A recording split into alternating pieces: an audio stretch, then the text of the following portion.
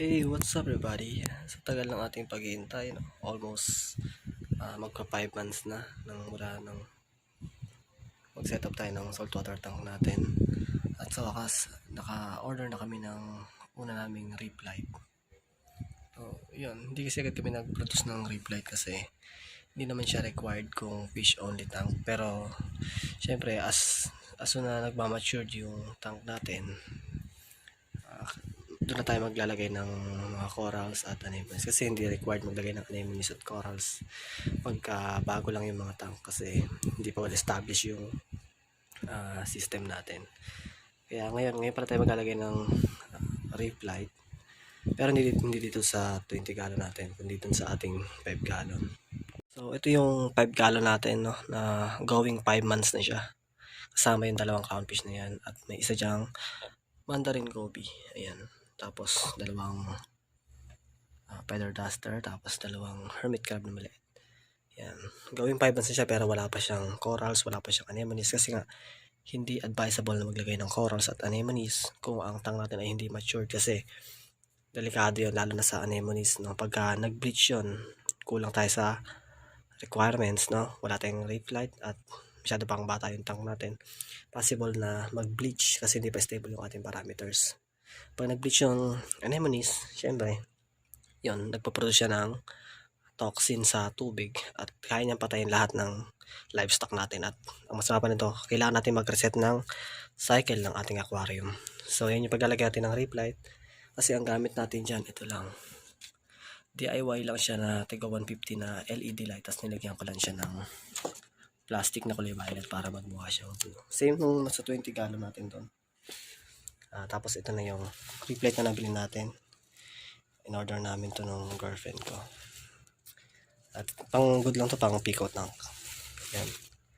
Ito yung binili nating ilaw, no? Wala na kasi nung gako, pero mas okay to, mas trip ko to. Yung Spectra na to na SP20. Yan. Sabi nila mas malakas daw to kaysa sa gako. At mas goods daw to sa pico tank. Ayan.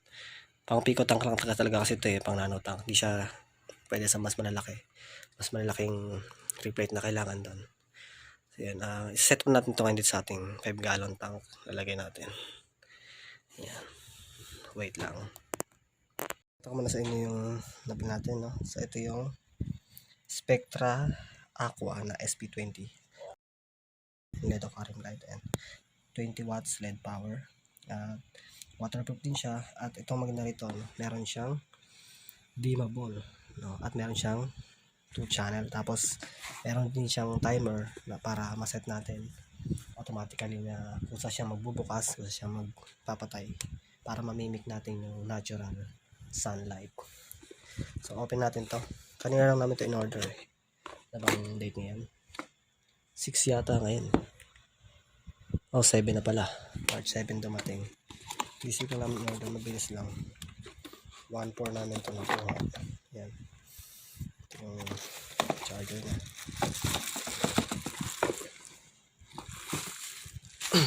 Ayan.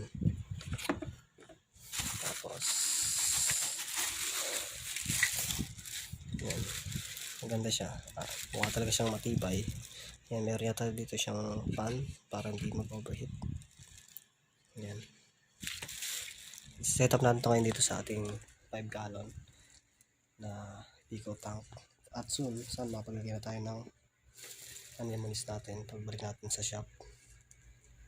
Magagawa naman ng video kung pwede mag-vlog dun sa may shop na kinukuha natin ng mga livestock. At yan, lahat ng stock natin yan mula sa livestock, mga sand at live rock. Isa lang ang shop na kinuha natin, no? Trusted talaga yung shop na yun ever since na tayo nagkumakuha ng livestock. So ayan, isi-set up natin siya ngayon.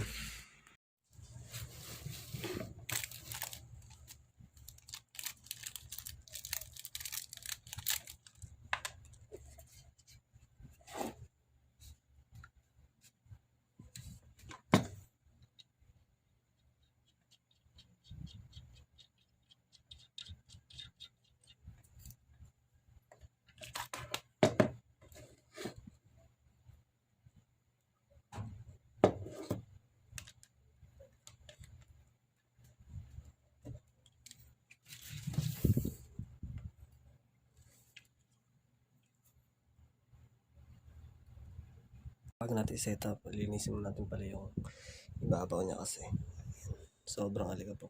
Yung kasi problema ko dito sa pader kasi hindi pa napablatada, kaya grabe siya mag-alikabok yung pader.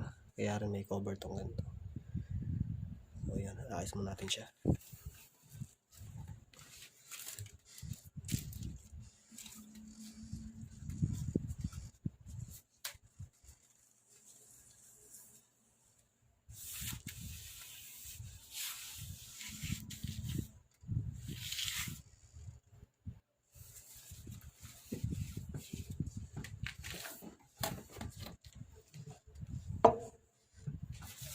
Ito yung gamit ko pagkagabi na pinanatar ko dyan para umina yung ilaw niya, para dumilim. Kasi umaga tinatanggal ko na lang siya ulit. So hindi na ito gagamitin dahil may dimmable na yung ating ring light.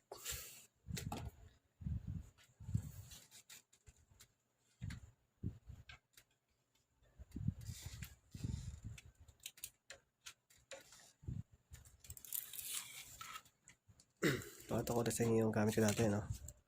Ito, yan. Cover niya yan dyan para hindi kalat yung liwanag. Tapos ito yung nabibili sa Shopee. 150 lang ata ito. Yan. Simple lang siya na LED light. Good siya pang flash water siguro. Tapos nagyan ko siya ng ito yung plastic na to yung may kulay. Para magkulay blue siya. Pakita ko sa inyo. Yan. Ganyan lang siya. Tapos ayan, DIY lang siya na para gumandaling kulay ng ating tank.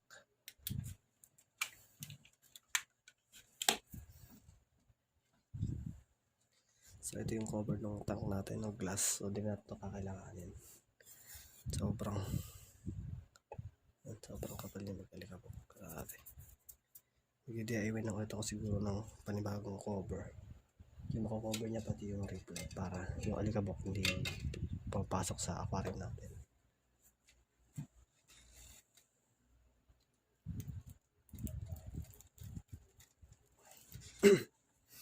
So bigat, dikit na siya sa table.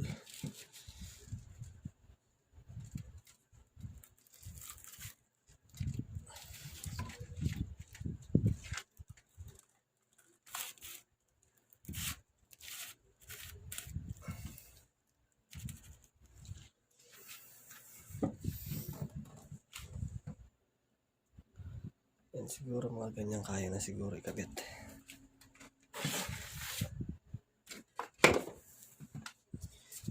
Linisin lang ulit natin yung madumi kasi. Yan, lagi ako may tissue dito para pati yung mga aquarium ko. Kasi daily ko sila nililinis. Hindi kasi pwedeng hayaan madumi. Pangit sa aquarium yung gano'n.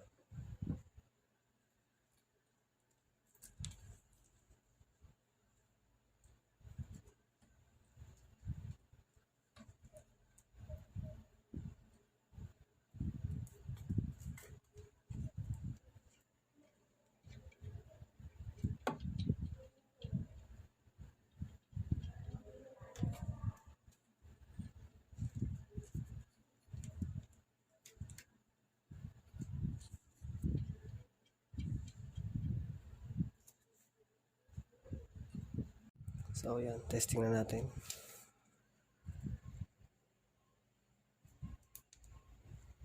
Ayan, napakaliwanag niya. Gawin natin siyang blue lang.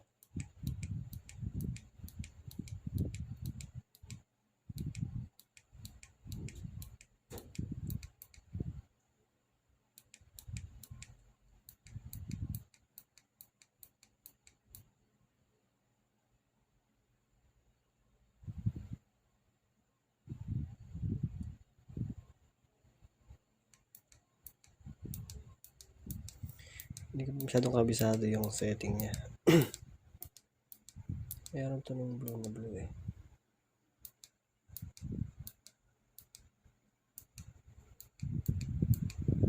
Pero ayan, sobrang liwanag niya. Patok sa inyo. Ayan, ganda. Mas maganda to pagka meron na tayong mga coral. corals at anemone. Yan, listahan ng gastos yan. So 5 gallon, inaabot ako ng almost 2K. Nakapsituin ko pa yung setting niya, dim ko pa siya.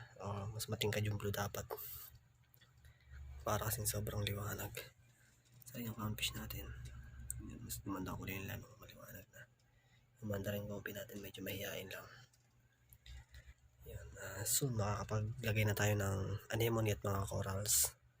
Mag-update din ako soon at mag-upload ako ng video kung paano mag-setup ng aquarium ng saltwater na basic setup, no? Pero hindi instant kasi maraming gumagawa ng mga video na instant lang. Pag instant kasi saglit lang talaga yan, pwede mag-crash yung system natin. So sa saltwater, sabi nga ng mga pro sa group, patience is the key. Dapat mahaba pasensya mo kung gusto mag-saltwater, hindi pwedeng instant. So mag-upload ako ng video na yun kung paano mag-setup ng saltwater tank. Yan. Update ko rin kayo pagka nakabili na tayo ng corals at anemone para dito. So, yun lang. Maraming salamat sa panonood.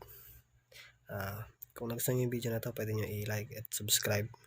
Pero di ko kayo pinipilit, no? Pero kung gusto nyo mga content na ganito, marami pa yan. I-share ko rin sa inyo iba kong mga alaga.